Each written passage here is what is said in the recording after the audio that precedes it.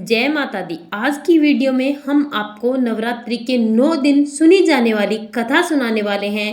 अगर आप कोई भी व्रत करते हैं, चाहे नवरात्रे का हो, चाहे 7 बारों में कोई भी बार का हो, या फिर कोई भी कितना भी बड़ा या छोटा व्रत क्यों ना हो, अगर आप उस व्रत की कथा नहीं सुनते, चाहे आप कितने भी आरती करें, चाहे आप कितने मंत्रों उच्चारण करें, लेकिन अगर आप उस व्रत की कथा नहीं सुनते हैं तो आपको उस व्रत का फल नहीं मिलता।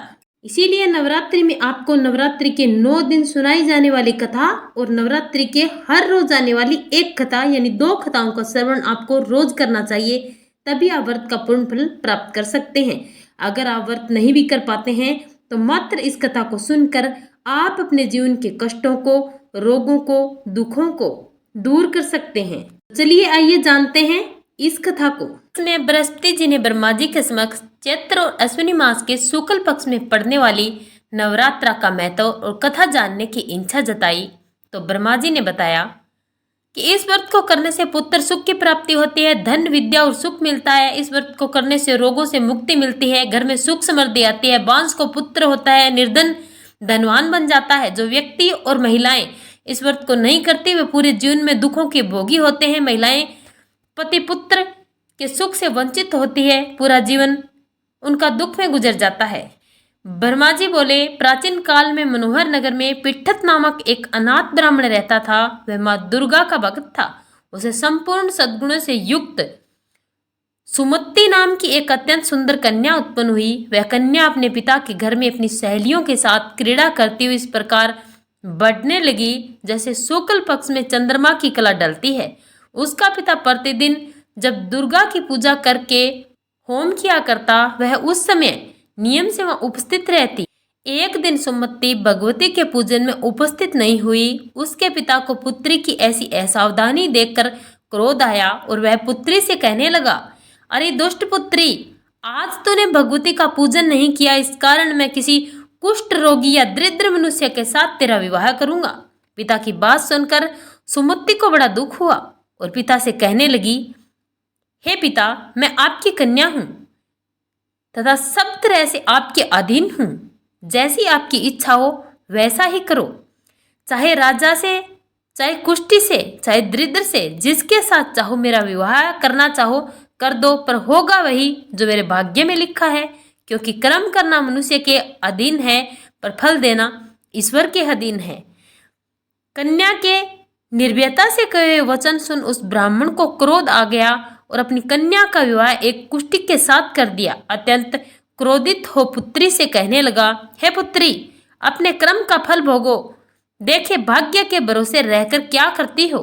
पिता के ऐसे कटु वचनों को सुनकर सुमति मन में विचार करने लगी, हो मेरा बड़ा दुर्भाग्य है जिससे मुझे ऐसे पति मिला। इस तरह उसने दुख का विचार करती हुई वह कन्या अपने पति के साथ वन में चली गई और डरावने कुशायुक्त उस निर्जीवन वन में उन्होंने वह रात बड़े कष्ट से व्यतीत की।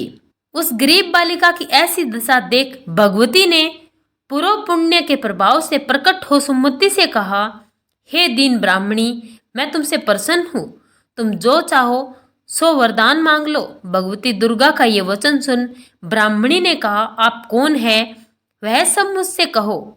ब्राह्मणी का ऐसा वचन सुन देवी ने कहा कि मैं आदि शक्ति भगवती हूँ और मैं ही ब्रह्म विद्या सरस्वती हूँ।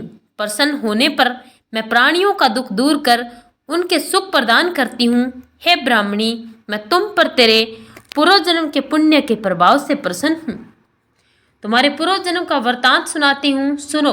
तुम पूर्व जन्म में निषाद की स्त्री और अति पतिव्रता थी। एक दिन तेरे पति निषाद ने चोरी की। चोरी करने के कारण तुम दोनों को सिपाहियों ने पकड़ लिया और जेल खाने में कैद कर दिया। उन लोगों ने तुमको और तेरे पति को भोजन नहीं दिया। इस प्रकार नवरात्रि के दिनों में तुमने न तो कुछ खाया और न ही जल पिया। इस प्रकार 9 दिन तक नवरात्रा का व्रत हो गया। हे ब्राह्मणी, उन दिनों में जो व्रत हुआ, इस व्रत के प्रभाव से प्रसन्न होकर मैं तुम्हें मनोवांछित वर देती हूँ। तुम्हारी जो इच्छा हो सो मांग लो। इस प्रकार दुर्गा के वचन सुन ब्राह्मणी बोली, अगर आप मुझ पर प्रसन्न हैं तो हे दुर्गे, मैं आपको प्रणाम करती हूँ, कृपया करके मेरे पति का कोढ़ दूर करो। देवी ने कहा, उन दिनों तुमसे जो व्रत किया था उस व्रत का एक दिन का पुण्य पति का कोढ़ दूर करने के लिए अर्पित करो। उस पुण्य के प्रभाव से तेरा पति ठीक हो जाएगा। इस प्रकार देवी के वचन सुन ब्राह्मणी प्रसन्न हुई और पति को निरोगी करने की इच्छा से जब उसने तथास्तु ऐसा वचन कहा, तब उसके पति का शरीर भगवती दुर्गा की कृपा से कुष्ठ रोगों से रहित हो गया। वह ब्राह्मणी पति को देख देवी की स्तुति करने लगी, हे दुर्गे, आप दुर्गति को दूर करने वाली, तीनों लोकों का संताप हरने वाली, समस्त दुखों को दूर करने वाली, रोगी मनुष्यों को निरोग करने वाली, प्रसन्न हो मनवांछित वर देने वाली और दुष्टों का नाश करने वाली जगत की माता हो। हे अम्बे, मुझ निरपराध अबला को मेरे पिता ने कुष्ठी मनुष्य के साथ विवाह कर घर से निकाल दिया। पिता से तिरस्कृत निर्जीवन वन में विचर रही हूँ। आप मेरा इस विपदा से उद्धार किया है। हे देवी, आपको प्रणाम करती हूँ, मेरी रक्षा करो। उस ब्राह्मणी की ऐसी स्तुति सुन देवी बहुत प्रसन्न हुई और ब्राह्मणी से कहा, हे ब्राह्मणी, तेरे उद्दाल्य नामक अति बुद्धिमान, धनवान, कीर्तिवान पुत्र शीघ्र उत्पन्न होगा। ऐसा वर देकर देवी ने ब्राह्मणी से फिर कहा कि और जो कुछ तेरी इच्छा है वह मांग ले। सुमति ने कहा कि हे भगवती दुर्गे, अगर आप मुझ पर प्रसन्न हैं तो कृपया मुझे नवरात्रा व्रत की विधि का विस्तार से वर्णन करें। ब्राह्मणी के वचन सुन माँ दुर्गा ने कहा, हे ब्राह्मणी, मैं तुम्हें संपूर्ण पापों को दूर करने वाले नवरात्रि व्रत की विधि बताती हूँ। चैत्र मास के शुक्ल पक्ष की प्रतिपदा से लेकर 9 दिन तक व्रत करें। यदि दिन भर व्रत ना कर सके तो एक समय भोजन करें। शुभ मुहूर्त में घट स्थापना करें। वाटिका बनाकर उसको प्रतिदिन जल से सींचे। महाकाली, महालक्ष्मी, सरस्वती मूर्तियों को स्थापित कर उनकी विधि सहित पूजा करें। बिजोरा के फल के अर्घ्य देने के रूप में प्राप्ति करें। जायफल से अर्घ्य देने पर कीर्ति, डाक से कार्य सिद्धि, आंवले से सुख की प्राप्ति, केले से अर्घ्य देने से आभूषणों की प्राप्ति। इस प्रकार पुष्प और फलों के अर्घ्य देकर समाप्त होने पर 9वें दिन विधि विधान हवन करें। खांड, घी, गेहूं, शहद, जौ, तिल, बिल्व, नारियल, दाख और कदम्ब जैसी विभिन्न सामग्रियों से हवन करें। हे ब्राह्मणी, इस संपूर्ण कामनाओं को पूर्ण करने वाली उत्तम व्रत को तीर्थ, मंदिर अथवा घर में विधि के अनुसार करें।